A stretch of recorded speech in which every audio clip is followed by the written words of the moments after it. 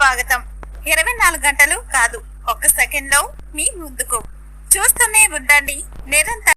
ఇది ఎంఆర్పిఎస్ పిలిపే కావచ్చు, అందరం కలిసి ముందుకెళ్దాం. అవసరమంటే కార్యక్రమాల్లో మార్పులు చేర్పులు చేసుకుందాం.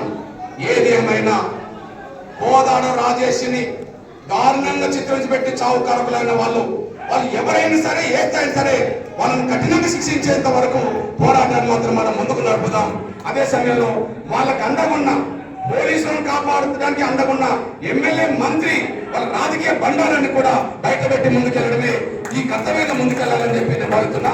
లేకపోతే డిఎస్పీనోమో వాళ్ళ డిపార్ట్మెంట్ కు ట్రాన్స్ఫర్ చేసుకోవడం ఏంటి, సిఐని సస్పెండ్ చేయడం ఏంటి, ఎస్ఐ మాత్రం కాపాడుకోవడం ఏంటి అంటే స్పష్టంగా అర్థమవుతుంది రెడ్డి సామాజిక వర్గాన్ని వాళ్ళు కాపాడుకుంటున్నారనే విషయం స్పష్టంగా అర్థమవుతున్న నేపథ్యంలో అందరూ కలిసికట్టుగా ముందుకు సాగుదామనే విషయం కూడా మర్చిపోతారని సమయం కోరుకుంటూ మళ్ళా విజ్ఞప్తి చేస్తున్నారు.